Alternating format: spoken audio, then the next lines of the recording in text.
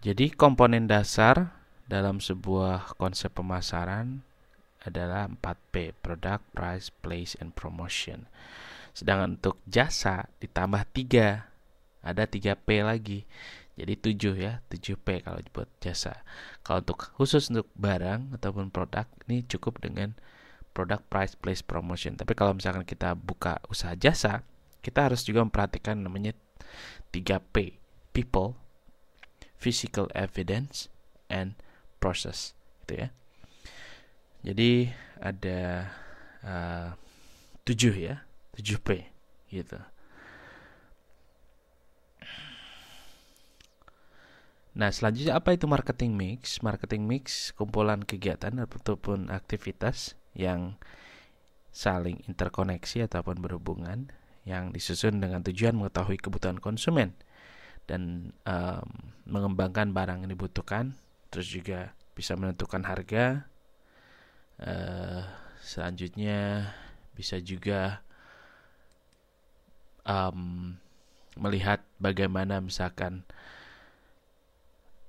barang tersebut menjadi sesuatu yang bisa kita create ataupun kita buat dengan sedemikian rupa sehingga barang tersebut ataupun jasa tersebut bisa menjadi betul-betul barang yang bisa dikembangkan, bisa didistribusikan dan dipromosikan dengan baik sehingga berpengaruh terhadap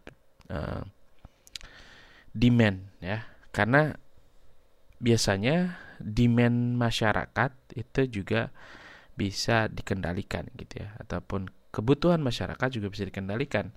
Contoh misalkan sekarang kita mempunyai namanya media ya, atau mungkin juga promo ya, bisa promo lewat beberapa media yang ada sekarang. Contoh misalkan entah itu lewat media online maupun media konvensional.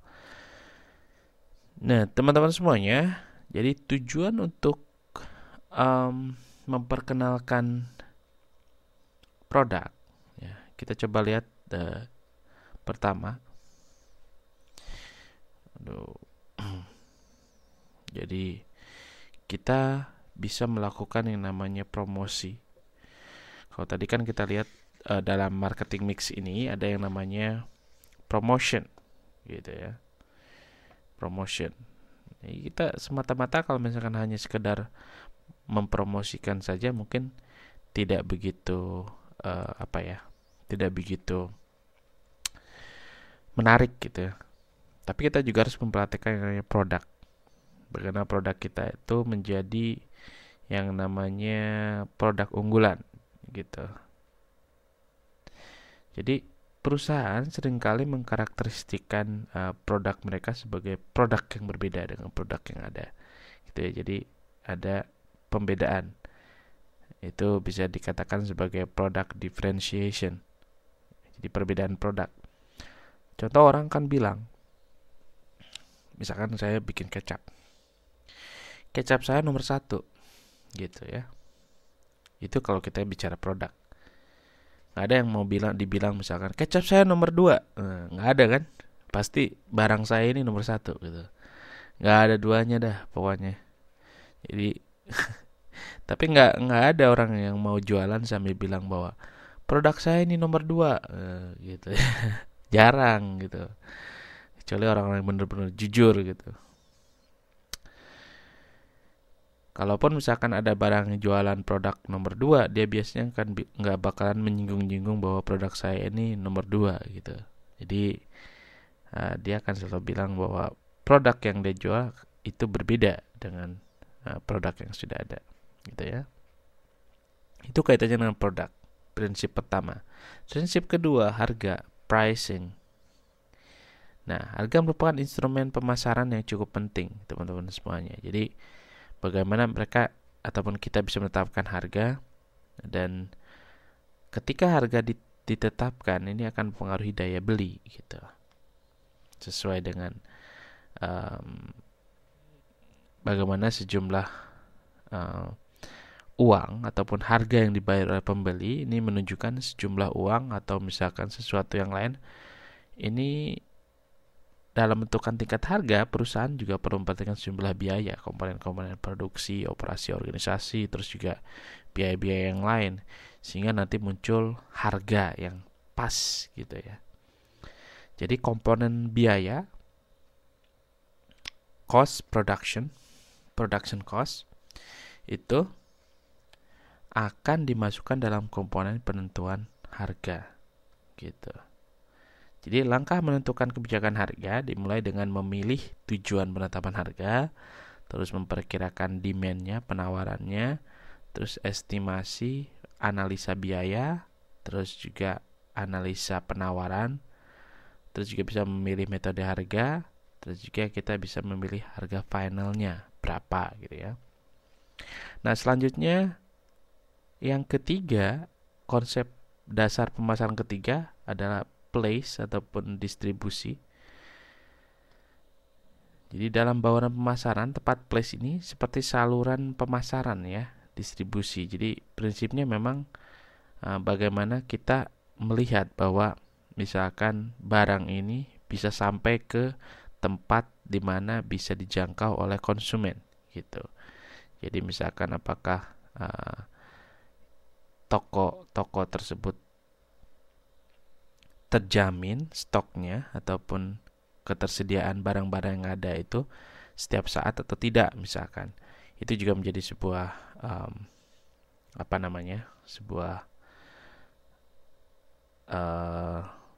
sebuah pemikiran yang harus dipikirkan betul-betul oleh para produsen ya.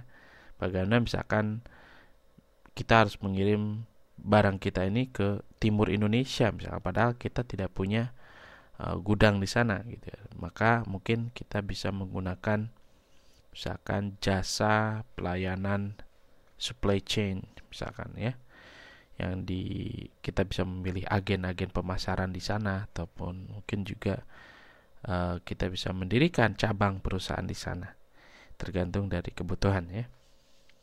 Selanjutnya nomor 4 ada promotion. Jadi komponen dari pembayaran pemasaran ataupun promotion mix ini, marketing mix ini merupakan hal yang biasa dalam perusahaan, promosi. Jadi merupakan atribut pemasaran yang biasa. Jadi ada dua hal yang diperhatikan dalam promosi ini. Yang pertama, memperkenalkan produk, dan yang kedua gitu ya, membujuk gitu ya, memperkenalkan, introduction, terus juga membujuk konsumen untuk membeli itu. Jadi as people to buy. Jadi bagaimana masyarakat jadi ingin beli produk-produk ataupun jasa kita ini ya. Dan bisa ada beberapa alat bantu dari promosi ini. Contoh misalkan ada yang namanya iklan, advertising, ada yang namanya personal selling, ada sales, promotion, promosi penjualan, ada public relation and publicities. Jadi kalau misalkan iklan itu bentuk komunikasi yang memberikan informasi, bisa juga membujuk gitu ya dalam membeli barang ataupun produk yang kita tawarkan. Dan yang menjadi sasaran adalah orang-orang yang potensial untuk beli tersebut. Contoh misalkan sekarang iklan mobil misalkan, atau mungkin juga iklan-iklan motor misalkan. Ini kan dibuat sedemikian menarik supaya pertama ada yang misalkan memperkenalkan karena mungkin produknya baru, jadi diperkenalkan gitu ya. Terus selanjutnya ada juga yang membujuk untuk membeli, misalkan produknya sudah lama. Nah ini mungkin kita coba lihat ada iklan testimoni misalkan dari artis. Wah, saya pakai motor ini kerjaan jadi lancar misalkan. Nah itu kan mencoba membujuk gitu ya. Perkara itu betul atau tidak, terlepas dari betul atau tidak, tapi orang akan sedikit banyak terpengaruh gitu ya. Nah selanjutnya ada yang namanya personal selling. Jadi banyak produk yang dipromosikan dengan personal selling atau penjualan dari orang ke orang. Jadi bagaimana satu perusahaan membeli barang dari satu perusahaan, jadi ini dalam jumlah yang besar gitu ya, jumlah yang besar. Jadi tidak satuan, jadi bukan jualan biasa seperti asongan, tapi ini misalkan perusahaan membutuhkan kain 3.000 metrik ton misalkan. Nah, ini orang jualan. Jadi yang menjadi senjata dari orang jualan di sini adalah informasi. Perusahaan mana yang membutuhkan kain itu gitu ya. Itu yang merupakan strateginya. Selanjutnya promosi penjualan ataupun selling promotion. Jadi pada mana yang harganya terjangkau, ini dijual dengan sistem ini. Jadi contoh misalkan ada kupon-kupon pembelian contoh. Kalau di Taiwan sih biasanya misalkan beli barang X misalkan dapat paket misalkan tambahan gitu ya. Entah itu atau mungkin juga di Indonesia juga sudah ada ya. Jadi sudah banyak misalkan beli yang besar dapat yang kecil gitu ya. Ukuran mini. Pasta gigi ukuran family misalnya dapat pasta gigi ukuran family. Nah, terus selanjutnya ada yang namanya public relation, hubungan masyarakat. Jadi di dalamnya ada proses komunikasi dan juga pencitraan, bagaimana produk ini dicitrakan sebagai produk yang peduli terhadap masyarakat gitu ya. Terus yang kelima ada publikasi. Jadi bagaimana juga mencoba untuk memperkenalkan. Jadi memperkenalkan barang tersebut untuk lebih dikenal masyarakat lebih banyak. Jadi mengarah pada usaha-usaha sebuah perusahaan untuk berkomunikasi dengan masyarakat, entah itu lewat kegiatan-kegiatan sosial maupun kegiatan-kegiatan lainnya yang mungkin diliput oleh media. Selanjutnya yang terakhir ada direct marketing. Jadi pemasaran langsung ya, lewat komunikasi informasi, entah itu surat, lewat email, lewat TV interaktif ya. Contoh di Taiwan TV interaktif banyak banget, belanja lewat TV gitu ya. Di Indonesia juga sudah banyak sekarang belanja lewat TV, dan saya pikir ini juga merupakan sebuah bisnis yang cukup menjanjikan ya, selama barang-barang yang dijual ini berkualitas gitu. Oke, selanjutnya kita bisa lihat halaman berikutnya teman-teman. Halaman 623. Halaman 623 coba dilihat kegiatan belajar 2. Ada segmentasi pasar, penentuan pasar, sasaran, targeting, dan posisi pasar, positioning. Jadi bagaimana kita bisa bicara tentang segmentasi pasar, pemilihan pasar, memilah gitu ya. Terus menentukan sasaran, menentukan posisi kita sebetulnya di mana sih barang kita ataupun jasa kita. Jadi ada banyak variabel ya. Untuk segmentasi pasar sendiri, kita bisa bicara tentang proses jadi proses bagaimana proses memilah ya, memilah-milah gitu. Segmen itu kan terdiri dari beberapa bagian, segmentasi. Jadi dia kita pilih menjadi kumpulan-kumpulan konsumen yang memiliki kebutuhan dan keinginan yang sama. Jadi manfaatnya adalah kita jadi tahu, bisa kita identifikasi peluang pengembangan produk-produk baru ke depannya. Terus juga bagaimana kita bisa lebih efektif, menjadi efektif karena kita tahu posisi kita di mana. Terus juga bagaimana kita bisa menjelaskan posisi perusahaan dari pesaing, kompetisi. Jadi kompetisi kita ini ketinggalan atau bahkan menjadi leader atau mungkin di tengah-tengah gitu ya. Nah, ini ada beberapa pengaruh. Yang pertama variabel geografis. Jadi membagi pasar berdasarkan kondisi geografis ya, ataupun tempat tinggal. Terus yang kedua variabel demografis, ini kaitannya dengan kependudukan, umur, usia, pendapatan, gender, latar belakang. Terus juga ada suku, agama, dan kelas sosial.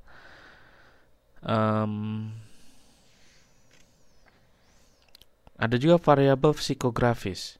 Ya, psikografis ini kaitannya dengan ketertarikan sikap. Jadi psikologi dan demografis digabung menjadi satu ya. Jadi ada gaya hidup, ada kepribadian, ada nilai, terus ada juga mungkin yang tak kalah penting adalah kalau misalkan cenderung di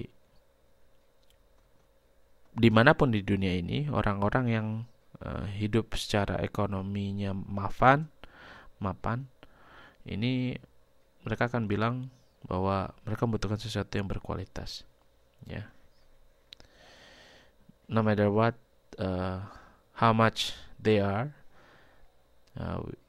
mereka bilang yang penting kita bisa beli dan menikmati barang-barang yang berkualitas gitu ya. Jadi ini orang akan berpikiran seperti itu ketika mencapai titik di mana dia mapan secara ekonomi ya. Terus ada variabel kegunaan produk. Bagaimana produk ini bisa sangat setia dipakai oleh konsumen. Contoh misalkan beberapa wanita misalkan sangat fanatik dengan produk-produk tertentu. Wah, ini kayaknya kalau nggak pakai bedak ini nih nggak nggak asik gitu, atau misalnya nggak jadi putih gitu. Padahal semua bedak putih gitu ya. Nggak putih juga, maksudnya ada banyak bedak yang sama juga, tapi kalau nggak pakai merek ini saya nggak cocok, misalkan gatal-gatal dan sebagainya mungkin. Jadi variabel kegunaan produk itu menjadikan konsumen menjadi sangat setia sekali terhadap produk-produk tertentu. Nah, selanjutnya ada yang namanya menentukan sasaran, targeting. Jadi adalah sekelompok orang yang memiliki keinginan kebutuhan yang sama gitu ya. Jadi bagaimana kita bisa mencoba yang namanya konsentrasi pada satu segmen yang produk yang spesifik. Misalkan mobil VW, Volkswagen. Jadi konsentrasi pada pasar mobil kecil. Sedangkan Porsche itu pada mobil sport. Dia nggak bakal berubah, mobil sport terus. Kalau VW itu mobil kecil, wagon ya. Jadi SUV pun ataupun dalam kelas-kelas family itu dia paling akan mempertahankan pada kelas di mana dia akan bermain maksimal 8 orang gitu ya, kapasitas 8 orang penumpang. Terus ada spesialisasi selektif di mana satu atau beberapa segmen yang menguntungkan dipakai gitu ya. Jadi dijadikan satu. Terus juga spesialisasi produk, jadi produk yang terima beberapa segmen. Jadi misal ada satu produsen yang membuat produk komoditas seperti gula, tepung, garam dalam satu program pemasaran. Contoh misalkan grup Bogasari, misalkan dia punya terigu, punya pabrik mie, punya banyak sekali ya dia grup-grupnya gitu ya. Jadi mereka mempunyai spesialisasi produk dalam bidang-bidang tertentu dalam satu grup. Terus spesialisasi pasar. Jadi bagaimana melayani banyak kebutuhan di sebuah kelompok konsumen. Terus kembali ada mie instan yang menawarkan berbagai variasi. Jadi rasanya beda-beda gitu ya. Terus juga minuman ringan. Ada banyak variasi, ada yang botol kaca, botol plastik, ada kaleng, ada yang dari kertas gitu ya, dan sebagainya. Terus selanjutnya ada yang namanya mendukung pasar secara penuh. Target-targetnya bahwa kelebihan strategi mendatangkan jumlah keuntungan pasti gitu ya. Jadi bagaimana mereka melayani semua kelompok konsumen dengan produk yang dibutuhkan gitu ya. Jadi setiap segmen yang ada dipenuhi semua gitu. Jadi tidak pilih-pilih, pokoknya semuanya dipenuhi gitu ya. Jadi mempunyai strategi ini biayanya cukup besar. Jadi semua kebutuhan dari kebutuhan pasar yang ada dia coba masuki gitu ya. Dia masuk ke pasar makanan, dia masuk ke pasar otomotif, dia masuk ke pasar pendidikan misalnya, ataupun mungkin juga kesehatan dan sebagainya. Jadi dia semua divisi-divisinya ada semua. Tapi memang biayanya besar ya. Nah, selanjutnya silahkan dibaca tentang penentuan posisi pasar ataupun positioning. Jadi bagaimana perusahaan menanamkan image produk di benak konsumen. Jadi dasar-dasar positioning ini ada yang namanya attribute positioning. Jadi ukuran atau lama perusahaan itu berdiri gitu ya. Jadi makanya setiap perusahaan ada yang bilang berdiri sejak tahun 1932. Wah, berdiri lama bener ya, capek tuh. Sejak tahun 1932. Ya, kadang-kadang ada ini untuk menanamkan bahwa produk dia itu bertahan gitu ya. Dengan bertahannya produk itu sekian lama berarti memang diminati orang atau tetap bertahan dengan kualitasnya gitu. Ya, jadi atribut positioning. Jadi dikaitkan dengan berapa tahun sih dia berdiri gitu ya. Terus juga ada positioning yang menguntungkan, yang produk yang dibuat menjadi nomor satu di pasaran gitu ya. Misalkan tadi seperti saya bilang kecap gitu ya, pasti nomor satu semua, nggak ada kecap yang nomor dua. Positioning yang menguntungkan. Terus juga nomor tiga, penggunaan ataupun aplikasi positioning. Jadi produk sama baiknya dengan penggunaan beberapa aplikasi.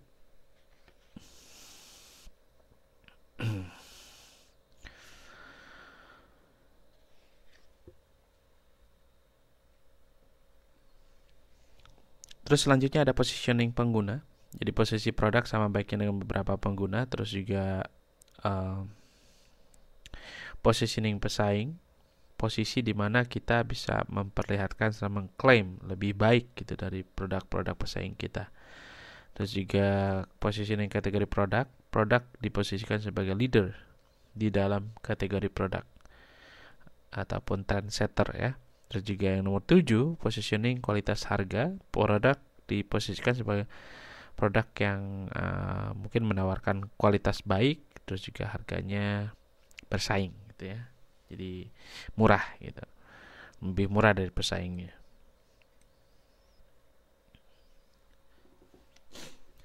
Nah, hal yang perlu dihindari dalam memposisikan produk atau jasa kita di pasaran ini, bagaimana kita harus hindari. Yang pertama, aspek-aspek di mana kita nggak boleh terjadi yang namanya under positioning.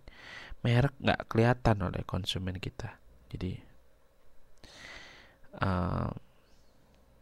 mereknya belum dikenal gitu ya.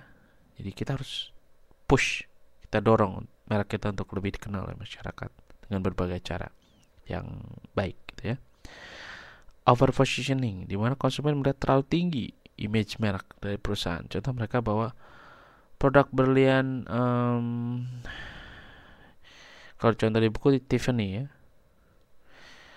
misalnya produk berlian ataupun produk kristalnya Swarovski misalnya, itu pasti sangat mahal nih katanya. Tapi padahal nggak seperti itu juga ya. Ada beberapa yang juga yang bisa murah gitu ya, tergantung dari barang yang diinginkan gitu. Jadi jangan sampai ini bentuknya lux banget misalkan, tapi kelihatan lux sehingga orang bilang ini pasti mahal, jadi nggak jadi beli gitu ya. Terus juga ada yang ketiga, confused positioning, di mana konsumen mengalami kebingungan karena perubahan nama merek ataupun logo yang terlalu sering. Misalkan contoh, satu produk makanan misalkan bisa gonta-ganti produk, nama produk, tapi barangnya sama itu juga gitu. Jadi jangan terlalu sering, ataupun bahkan kita kalau bisa menetapkan satu nama, satu produk, dan itu bisa menjadi diingat ya oleh konsumen kita gitu. Selanjutnya ada yang namanya doubtful positioning.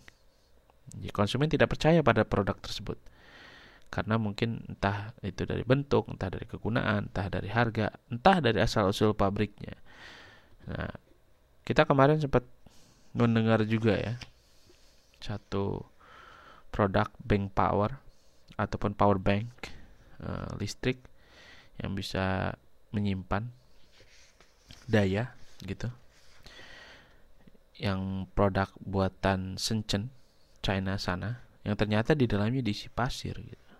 Jadi, sebetulnya ada bisa nyala barang tersebut, tapi karena si daya tersebut dihitung terlalu besar gitu ya, jadi ada sedikit penipuan ini, bukan sedikit lagi tapi banyak ya. Jadi supaya lebih berat diisi pasir akhirnya si power bank itu. Jadi emang hati-hati kalau kita dalam beli barang. Kita harus menentukan bagaimana barang tersebut betul-betul berkualitas, tapi dengan harga yang terjangkau. Oke, kita lanjutkan ke perilaku konsumen, pembelajaran kegiatan belajar ketiga. Memahami perilaku konsumen, silakan dibuka 635. Jadi kita harus tahu memahami perilaku konsumen seperti apa dan bagaimana kita menskemakan namanya pasar organisasi serta mengamati perilaku pembelian gitu ya.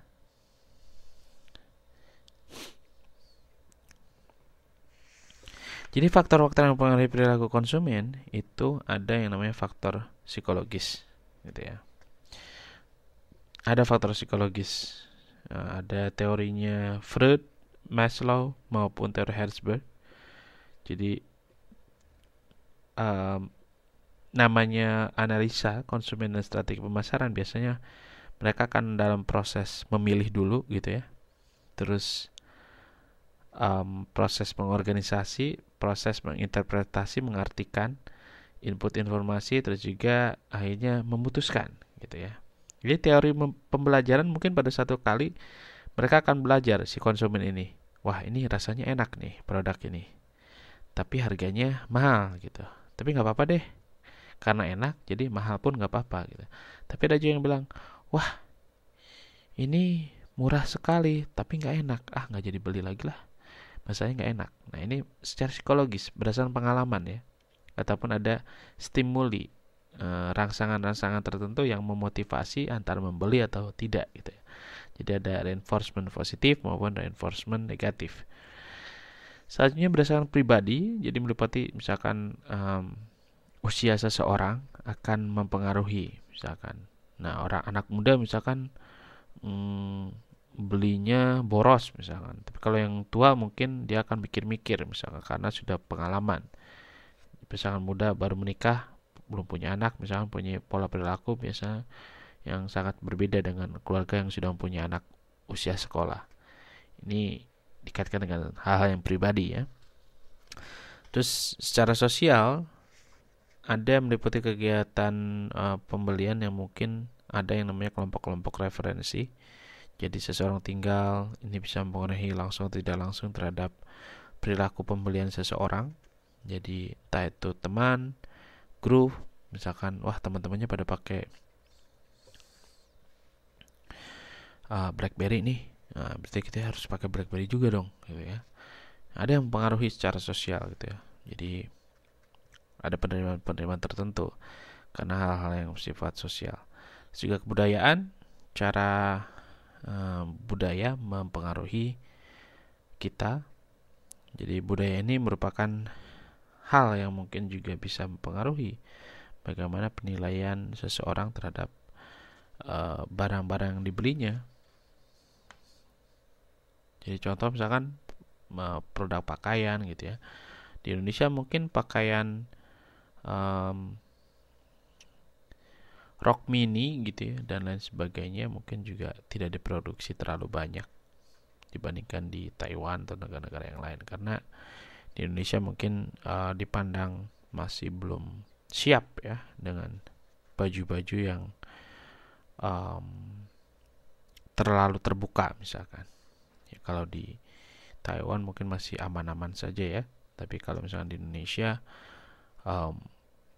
masih belum siap gitu ya, karena secara adat dan budaya kita juga masih memandang bahwa itu merupakan hal yang tidak baik gitu ya, karena kaitannya dengan budaya yang tidak terbiasa dengan hal tersebut.